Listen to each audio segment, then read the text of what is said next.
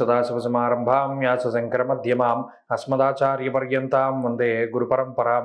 జ్యోతిష్ శాస్త్రాన్ని భావితరాల వారికి ప్రసాదించిన ఋషుల యొక్క పాదపద్మాలకి నమస్కారం చేసుకుంటూ, అలాగే నాకు ఈ జ్యోతిష విద్యను నేర్పిన గురువర్యులు జ్యోతిష బ్రహ్మ కీర్తిశేషులు శ్రీ ఈరంకి సూర్యనారాయణమూర్తి గారు, సూర్యశ్రీ దైవజ్ఞ గారి యొక్క పాదపద్మాలకి నమస్కారం చేసుకుంటూ, ఓం శ్రీ మహాగణాధిపతి నమః, శ్రీ గురుభ్యో నమః, హరి ఓం.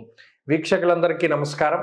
జూలై నెల 21వ తారీఖు లగాయతు జూలై 27వ తారీఖు శనివారం వరకు ఉండేటువంటి గ్రహగతుల ఆధారంగా ద్వాదశ రాశుల వారికి ఈ వారం ఏ విధమైనటువంటి శుభాశుభ ఫలితాలు కలగబోతున్నాయో ఈ కార్యక్రమం ద్వారా తెలుసుకుందాం. అందులో భాగంగా మిథున రాశి వారికి ఈ వారం మిశ్రమమైనటువంటి గ్రహస్థితి గోచరిస్తూ ఉన్నది. ప్రత్యేకించి ఈ రాశ్యాత్తు 2వ స్థానమందు శుక్రుని యొక్క సంచారము, అలాగే ఈ రాశికి దశమ కేంద్రంలో రాహు యొక్క సంచారము, చంద్రబలం, ఇవి మాత్రమే, ఈ 3 గ్రహాలు మాత్రమే ఈ వారం అనుకూలిస్తూ ఉన్నాయి.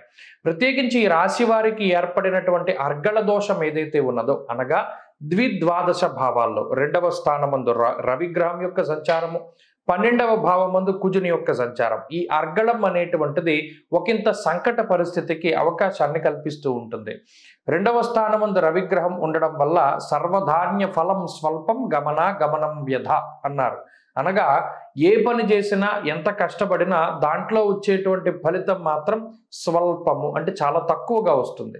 ఉదాహరణకు మీరు బాగా కష్టపడి చదువుకున్నారు, 100కి 90 మార్కులు మీరు ఆశిస్తే 60 70 వచ్చేటువంటి పరిస్థితులు.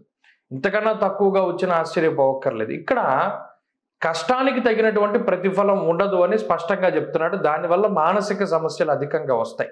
అలాగే వ్యయస్థానమందు కుజుడు ఉండడం, వ్యయ భావమందు గురుడు ఉండడం కూడా అది అనవసరమైనటువంటి ఖర్చులకి దారితీస్తూ ఉన్నది. అలాగే అకారణమైనటువంటి ఖర్చులకి కూడా దారితీస్తూ ఉన్నది. కాబట్టి ఇక్కడ ఆరోగ్యము, అలాగే ఆర్థిక పరిస్థితులు, ఈ రెండింటి మీద మాత్రం ఈ గ్రహస్థితి ఈ వారంలో ప్రత్యేకించి ప్రభావాన్ని చూపెడుతుంది. ఎందుకంటే వారం ప్రారంభమయ్యేటువంటిది అష్టమ చంద్రుడితోటి ప్రారంభమవుతుంది. కాబట్టి అజీర్ణమయ సంతాపం జానుబాధాంత దైవచ, అటు కూడా అష్టమ చంద్రుడు కొంత ఇబ్బంది పెట్టేటువంటి గ్రహం. కాబట్టి ఈ వారంలో మొదటి 3 రోజులు గనక జాగ్రత్తగా ఉండగలిగితే మిగతా 3 రోజులు కూడా మిథున రాశి వారికి కొంత బాగానే ముందుకు వెళుతూ ఉంటుంది. మొదటి 3 రోజులు ఆది సోమ మంగళవారాలు, ఈ 3 రోజులు కూడా చాలా జాగ్రత్తగా ముందుకు వెళ్ళడం చెప్పదగినటువంటి సూచన. ఉద్యోగ వ్యాపారాల్లో మిశ్రమమైనటువంటి పరిస్థితులు ఉంటాయి. అలాగే ఆర్థిక పరిస్థితులు కొంత మిశ్రమంగా ఉంటాయి. మరీ ముఖ్యంగా ఆరోగ్య పరిస్థితుల్లో కూడా చాలా జాగ్రత్తగా అప్రమత్తతతోటి ఉండడం చెప్పదగినటువంటి సూచన. మరీ ముఖ్యంగా విద్యార్థులకి ఈ గ్రహస్థితి కొంత మిశ్రమంగా ఉంటుంది. ఎంతసేపు కూడా గురువుల యొక్క అనుగ్రహమే చాలా ముఖ్యం. ఎంతసేపు మీ యొక్క ఒపీనియన్ కాకుండా మీ పై స్థాయిలో ఉండేటువంటి వ్యక్తుల తాలూకు సలహాలు సూచనలను పాటిస్తూ ఉండి ముందుకు వెళుతూ ఉండాలి. అలాగే కుటుంబ సభ్యుల యొక్క సలహాన్ని ఎక్కువగా పాటిస్తూ ఉండడం చెప్పదగినటువంటి సూచన.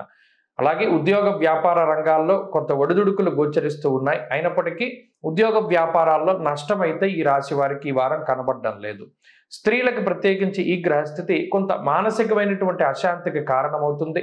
ఉద్యోగ వ్యాపారాలు చేసుకునేటువంటి స్త్రీలు కొంత ఎక్కువగా కష్టపడడానికి అవకాశం ఉంటుంది. ప్రత్యేకించి గృహిణులు, ఇంట్లో ఉండేటువంటి స్త్రీలు వంట చేసేటప్పుడు చాలా జాగ్రత్తగా ఉండడం చెప్పదగినటువంటి సూచన. మిథున రాశి వారి ఈ వారం మరింత అనుకూలమైనటువంటి ఫలితాలని సాధించడానికై ఆంజనేయ స్వామి వారి యొక్క ఆరాధన చేస్తూ ఉండడం చెప్పదగినటువంటి సూచన. ఈ వారంలో కలిసి వచ్చేటువంటి రోజు శుక్రవారంగా చెప్పవచ్చును. అదృష్ట సంఖ్య 5, అదృష్ట వర్ణము తెలుపు.